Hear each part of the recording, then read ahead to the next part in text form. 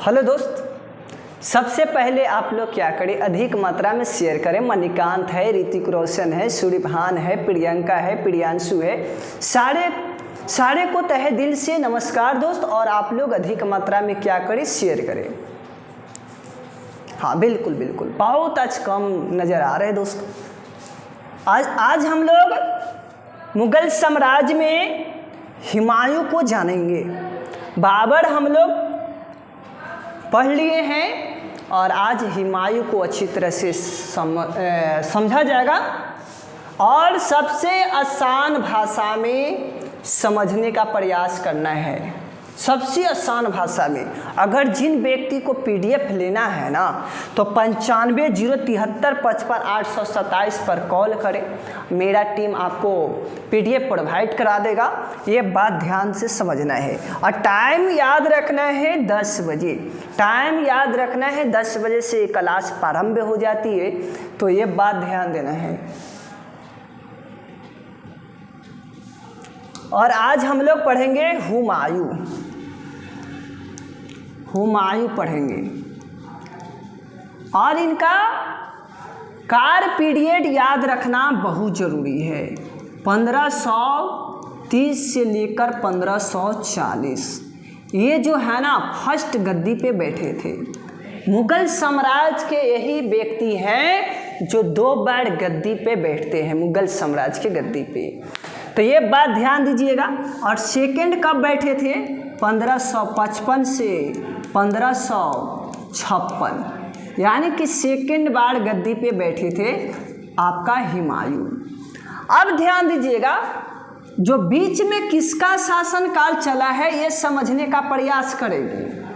बीच में किसका शासनकाल आ गया था 1540 से लेकर 1555, तो कहेंगे कि सूर्यवंश का चलाया था, जिसको हम लोग शेरशाह सूरी के नाम से जानते हैं। और वही वंश आपका बीच में चलाया था। तो आज हम लोग हुमायूं को अच्छी तरह से समझेंगे और बहुत बारीकी से समझेंगे। और हाँ, लाइव चल रहे, आप लोग हल्ला ना कीजिए। सबसे पहले आप ये समझें कि इनका पिता का नाम क्या है। हुमायूं को पिता का नाम याद रखना है, बाबर था। अब ध्यान से समझना है। क्या होता है कि इनका मृत्यु हो जाता है 26 दिसंबर 1530। 26 दिसंबर 1530 का इनका मृत्यु हो जाता है आपका बाबर का। जब मृत्यु हो जाता है ना तो 4 दिन के बाद 4 दिनों के बाद आपका गद्दी पे बैठ जाते हैं हुमायूं गद्दी पे बैठ जाते हैं। ये ध्यान से समझना है। हुमायूं गद्दी पे बैठ जाते हैं। अब बात समझना, हुमायूं जब गद्दी पे बैठ जाते हैं ना तो इनका कार्य पीरियड प्रारंभ हो जाता है 1530 से 1540 तक। अब ध्यान से समझना है कि इनका जन्म कहाँ हुआ था, ये समझने का प्रयास करेंगे। इनका जन्म नोट्स करते हुए चलना है दोस्त। इनका जन्म काबुल में हुआ है। काबुल कहाँ पड़ेगा तो याद रखना है अफगानिस्तान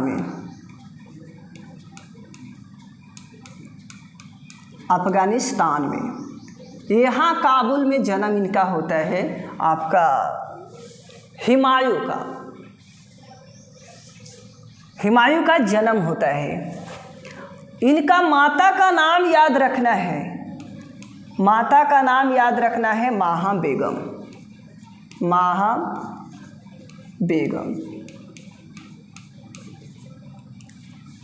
क्या होता है ना, जब इनका पिता का देहांत हो गया था तो ये सिंहासन पर इनका राज्याभिषेक हो जाता है। आपका हुमायूं का राज्याभिषेक हो जाता है। तो एक बात ध्यान से समझना, जब राज्याभिषेक हो गया ना तो हुमायूं बाबर का सबसे बड़े पुत्र थे। इनका पुत्र बाबर का 4 पुत्र थे और चारों पुत्र को अलग अलग साम्राज्य में बांटा गया था। यानी बाबर का ही दिया हुआ स्वरूप ही है और 4 भागों में डिवाइड हुआ था। याद रखना है, बाबर 4 भागों में डिवाइड कर दिए थे, ये समझना है। बाबर 4 भागों में डिवाइड कर दिए थे, याद रखना है। ये सब नोट्स करते हुए चलना है। 4 भागों में डिवाइड करने का मतलब है चारों पुत्रों को अलग अलग क्षेत्र में दे देना। जैसे हुमायूं था, हुमायूं ये बड़े पुत्र था। हिंदाल था, हिंदाल। अस्करी,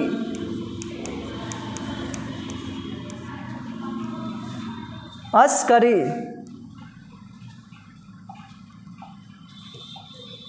एक कमरान था, कमरान था। बाबर का 4 पुत्र होते हैं, हुमायूं, हिंदाल, अस्करी और कमरान होते हैं, लेकिन सबका क्षेत्र अलग अलग बांटा गया था। पर इन हुमायूं को याद रखना है दोस्त, दिल्ली वाला क्षेत्र मिला था संभालने के लिए, दिल्ली वाला मिला था। हिंदाल को मिला था अलवर वाला, अलवर, मेवाड़ इन्हीं को हाथ में था, बागडोर संभालने के लिए मिला था। और इनको अस्करी को संभलपुर, संभलपुर, मच्छी आज लिखने ना दे रहा है दोस्त, संभलपुर। और इनको याद रखना है कमरान को कंधार, कंधार वाला क्षेत्र मिला था संभालने के लिए। लेकिन बात ऐसा होता है कि हुमायूं सबसे बड़े बेटा थे और इनको सिंहासन पर सौंपा गया था बागडोर संभालने के लिए। बाबर आज तक कोई युद्ध को हारा नहीं है, बाबर कोई युद्ध नहीं हारा है। और जहाँ जहाँ युद्ध हुआ है ना, वहाँ वहाँ आपका हुमायूं लेके जाते थे देखने के लिए। हुमायूं बहुत पसंद करते थे देखने के लिए कि हमारे पिता लड़ाई को लड़ रहे हैं, युद्ध को जीत रहे हैं, इनको अच्छा लगता था। और इनका पिता बाबर लेके जाते थे ताकि बड़ बेटा है ना, आगे चलकर बागडोर संभालने के लिए तो इसी को मिलेगा, इसीलिए तो लेके जाते थे। अब समझना है,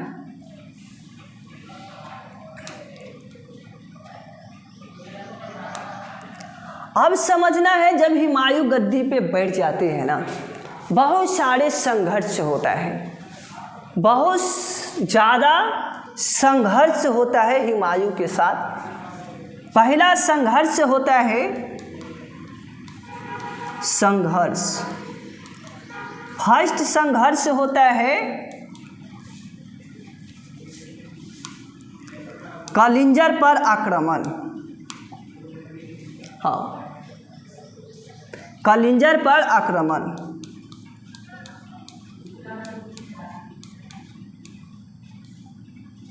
कलिंजर पर आक्रमण, कलिंजर पर आक्रमण हो जाता है। कब होता है? 1531 में होता है।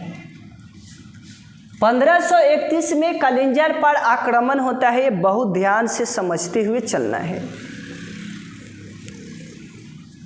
अब ध्यान से समझना है। अफगान के शासक था। कहाँ के था दोस्त? अफगान।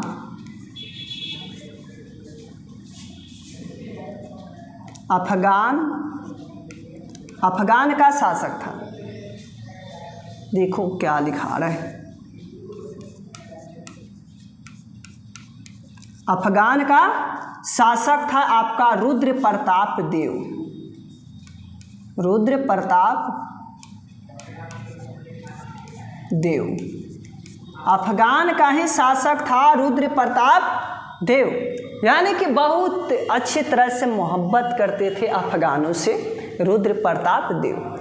जब कलिंजर पर आक्रमण हुआ ना, और एक दने आपका प्रताप रुद्र देव थे और एक दने आपका हुमायूं था, हुमायूं।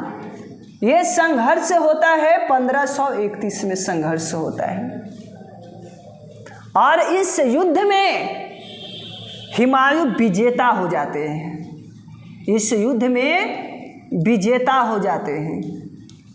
जब विजेता हो जाते हैं ना चेला, तो जितना धन खर्चा लगा था, धन और जितना क्षति हुआ था इस युद्ध में, यानी कि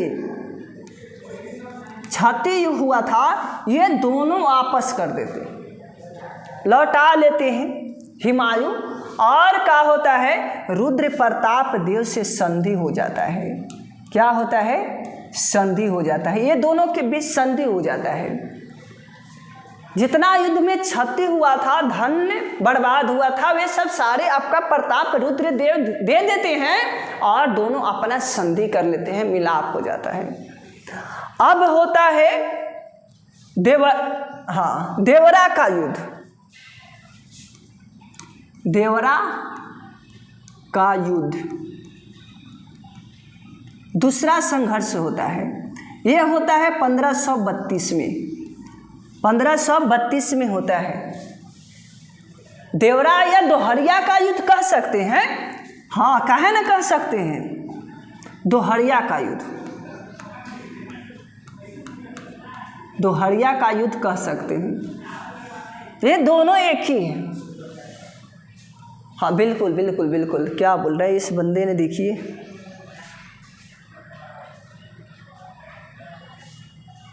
हाँ, ये बोल रखा है कि रुद्र प्रताप देव कहाँ के थे। ये अफगानों से मित्रता बहुत अच्छा रखते थे। ये कलिंजर के ही थे, है ना, कलिंजर के ही थे, याद रखना है। देवरा या दोहरिया का युद्ध बहुत अच्छी तरह से युद्ध होता है। और ये युद्ध होता है किसके बीच होता है,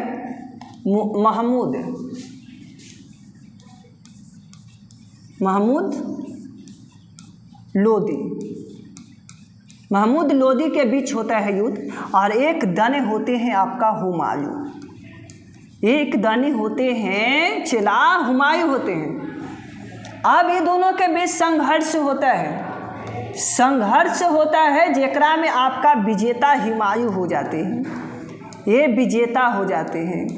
जब जीत जाते हैं ना, तो इनको सुकून मिलता है कि मैंने देवरा का युद्ध जीता है, दोहरिया का युद्ध जीता है, और बहुत अच्छा लगता है। संघर्ष इज भेड़ी, संघर्ष करते रहा हुमायूं, अपना लक्ष्य को हासिल करते रहा। जिस तरह से सोचा ना, हाँ, कि मेरा पिताजी ही युद्ध नहीं हारे हैं तो हम कैसे हार जाएंगे। लेकिन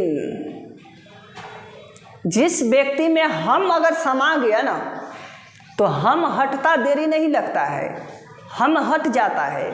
और आगे हुमायूं का हम जो था ना, हट गया था, जिसको शेर खाने हटाने वाला है, और यही हटा दिए थे। अब समझना है संघर्ष किसके बीच होता है। हाँ बिल्कुल, हाँ बिल्कुल बिल्कुल। अब होता है संघर्ष चुनारगढ़,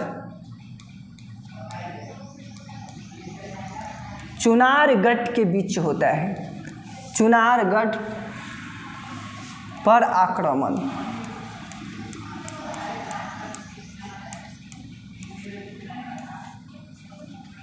ये होता है आपका 1532 में ही होता है ना, 1532 में ही होता है। चुनारगढ़ पर आक्रमण हुमायूं कर देता है। और जब आक्रमण हो जाता है ना, तो हुमायूं सोचता है ना कि हम शेर खां से जीत ले, चुनारगढ़ का किले जीत लेते हैं, यानी छीन भी लेते हैं, मौका मिलेगा तो। हाँ, शेर खां।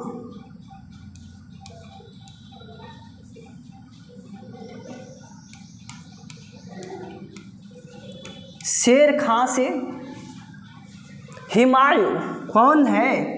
हुमायूं। हुमायूं छीनना चाह रहा था चुनारगढ़ के किला, वहाँ के शासक यही था, आपका शेर खां ही था। आगे चल के शेरशाह सूरी बनते हैं, आपका उपाधि धारण करते हैं। तो ये दोनों के बीच संघर्ष होता है, शेर खां और हुमायूं के बीच संघर्ष होता है, संघर्ष होता है। ये दोनों के बीच संघर्ष होता है, जेकरा में हुमायूं जो है ना विजेता हो जाता है, जीत जाते हैं। जब जीत जाते हैं और शेर खां हार जाते हैं, तो ये दोनों संधि कर लेते हैं, ये दोनों संधि कर लेते हैं, संधि। जब संधि कर लेते हैं ना, तो इसका एक पुत्र था, शेर खां का एक पुत्र था कुतलू खां।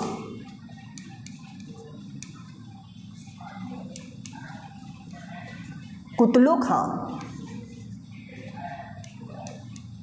कुतलू खां एक पुत्र था, किसका? शेर खां का ही पुत्र था। और इसको रक्षा करने के लिए हुमायूं के साथ भेज देता है, कुतलू खां को अपना बेटा को दे देते हैं शेर खां और संधि कर लेते हैं। यहाँ तक समझ में आ रहा है कि नहीं आ रहा है? आप लोग कमेंट में डालें, आप लोग कमेंट में डालें चला। हाँ बिल्कुल बिल्कुल बिल्कुल, यहाँ तक समझ में आया कि ना आया ये पहले मेरे को बता दो, आगे सेशन को लेकर चलेंगे। यहाँ क्या होता है ना, शेर खां से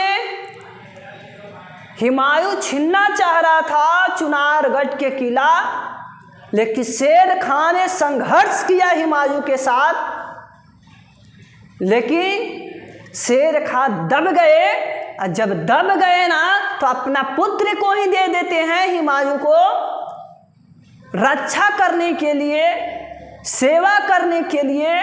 और इसके बाद में जाके दोनों संधि कर लेते हैं, हुमायूं और शेर खां।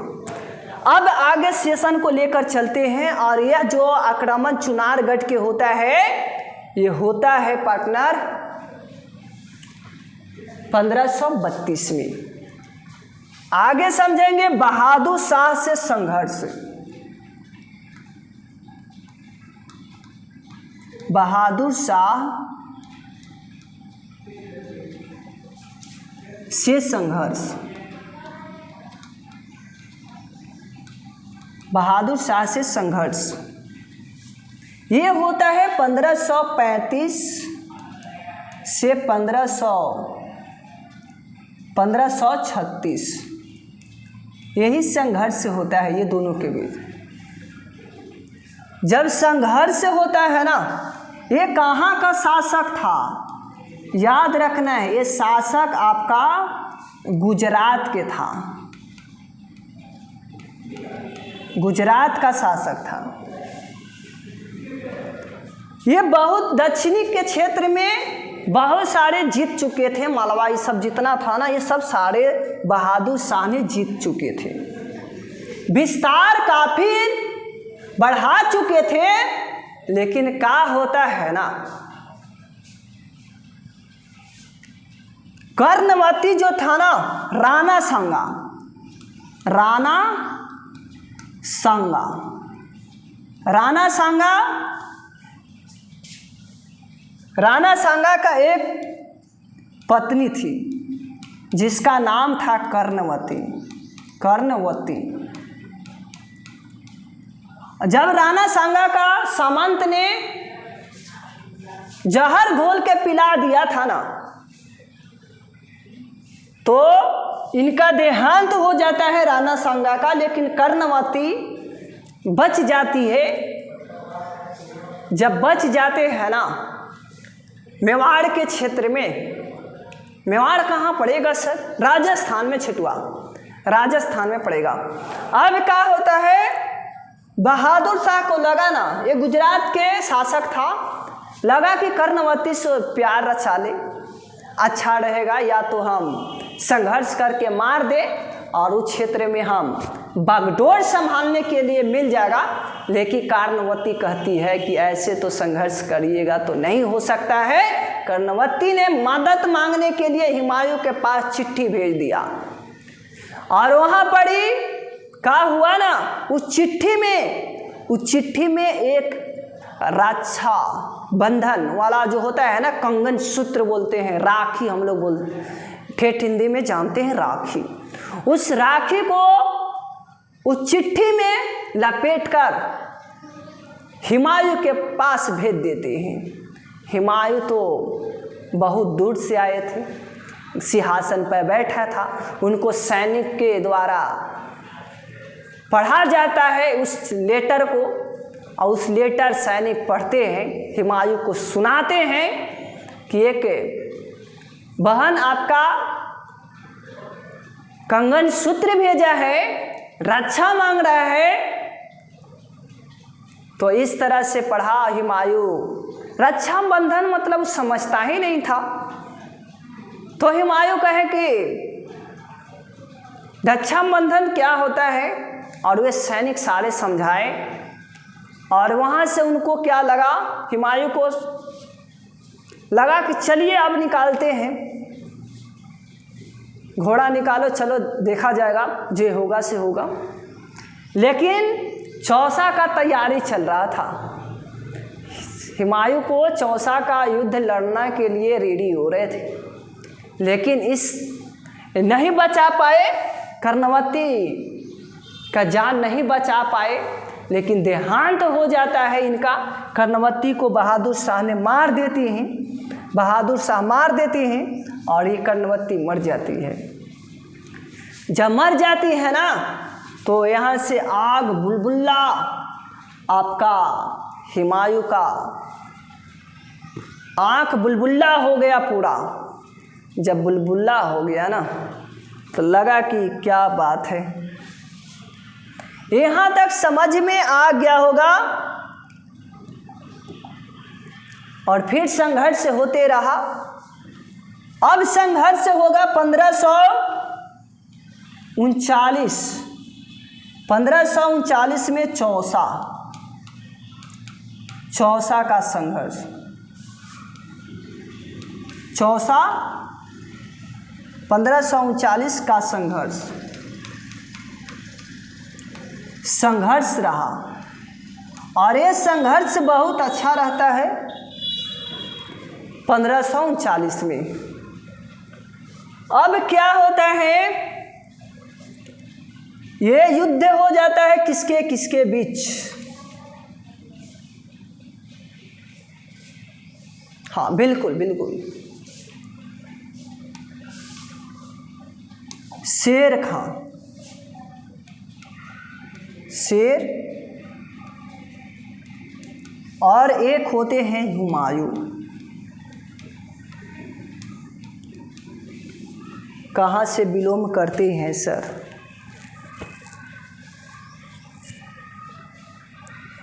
औरंगाबाद ज़िला से बिलोंग करते हैं पार्टनर। हाँ बिल्कुल बिल्कुल, हाँ बिल्कुल,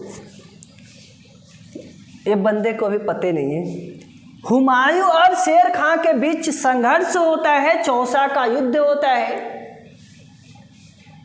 बंगाल के क्षेत्र जीतते हुए जा रहा था ना, बिहार से बंगाल, तो इस तरह से जा रहा था। यहाँ क्या था, नदी था, यहाँ पे नदी था। इन्होंने चौसा बिहार में ही पड़ेगा। चौसा कहाँ पड़ेगा? बिहार में ही पड़ेगा। यहाँ से प्रारंभ हो रहे थे। यहाँ युद्ध होता है। आपका शेर खां बहुत अच्छी तरह से उनके स्वागत के लिए सैनिक को जमा करवा दिए थे इकट्ठा, कि जैसे ही आएगा ना तो हुमायूं को व्यवस्था कर दिया जाएगा।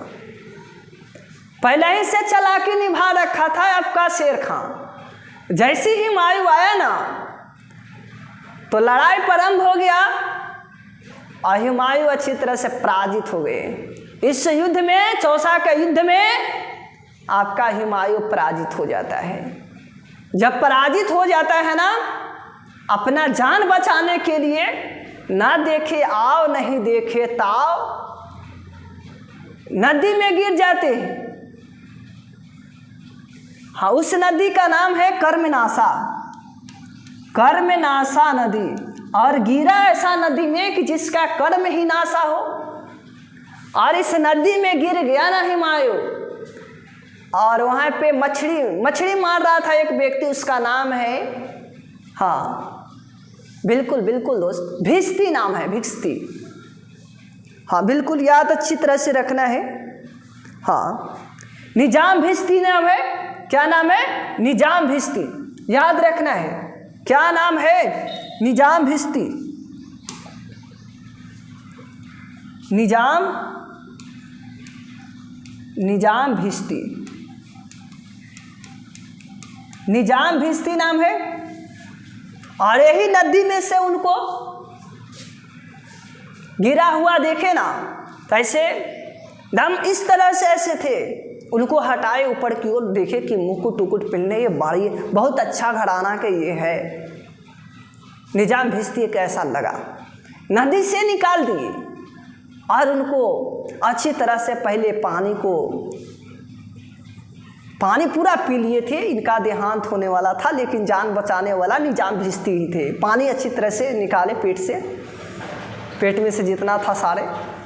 और बेचारे को जब शरीर हल्का हुआ ना, जब शरीर हल्का हुआ तो बोलने लगे हुमायूं, तो अच्छी तरह से अपनी सिंहासन की ओर लेके गए दिल्ली के क्षेत्र में, और निजाम भिस्ती को एक दिन के लिए गद्दी पे बैठा दिए।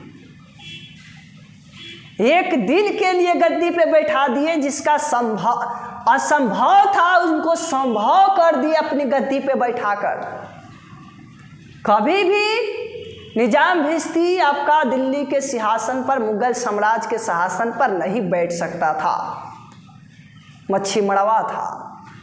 और उनको हुमायूं अपने सिंहासन को दे देते हैं। समझ जाइए, एक बंदा ने लिख रहे सर, तब पर भी हुमायूं हार नहीं मानता है। बिलग्राम का युद्ध,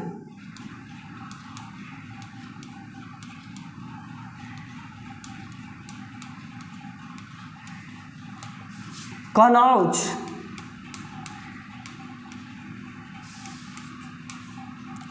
का युद्ध 1540 में होता है कनौज का युद्ध।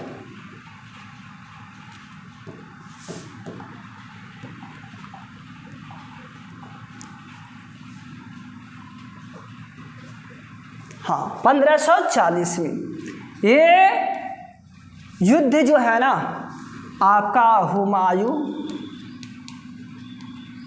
और शेर खां के बीच होता है। यह युद्ध हुमायूं और शेर खां के बीच होता है, कनौज का युद्ध, जिसको बिलग्राम का युद्ध बोलते हैं हम लोग। जब युद्ध प्रारंभ होता है तो इस युद्ध में भी आपका इसका हार हो जाता है, हार हो जाता है, इनका विजेता हो जाता है, जीत जाते हैं। जब जीत जाते हैं ना हुमायूं, शेर खां जीत जाते हैं, तो हुमायूं भाग कर चले जाते हैं अलवर। अलवर के क्षेत्र में, अलवर कहाँ पड़ेगा? राजस्थान, राजस्थान पड़ता है। वहाँ जाकर, हाँ, राजा नाम है बिरसाल राजा। बिरसाल राजा, राजा के रिसायत,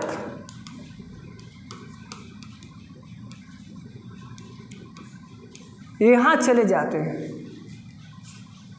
यहाँ जब जाते हैं ना चिला, तो कुछ दिन के बाद इस राजा के अंडर में ही रहते थे, बिरसाल राजा के अंडर में ही रहते थे। कुछ दिन के बाद इनका मेवाड़ का शासक आपका हिंदाल का क्षेत्र मिला था, हिंदाल को मिला था ना, अलवर वाला क्षेत्र और मेवाड़ वाला क्षेत्र। कुछ दिन के बाद मिलन होता है। किनसे मिलन होगा? आपका हिंदाल से, हिंदाल से मिलन हो जाता है इनको, हुमायूं को मिलन हो जाता है। जब मिलन हो जाता है ना तो हुमायूं से पूछते हैं शेर खां कि यहाँ आ गए आपका क्षेत्र बागडोर संभालने के लिए दिल्ली मिला था। इन्होंने बोला कि मैंने तो कनौज का युद्ध हार गया, भाग के चल आए और राजा रिसाल के क्षेत्र में अंडर में ही काम कर रहे। तो इन्होंने ये अपनी, इनका गुरु था एक, याद रखना है गुरु, उस गुरु का नाम है मीर अली नाम था। क्या नाम था? मीर अली नाम था, अली, मीर अली नाम था। और मीर अली का एक पुत्री थी हमीदा। हाँ बिल्कुल बिल्कुल, एक सेकंड आप लोग हाँ रुकने का प्रयास करेंगे, थोड़ा आ रहे हैं।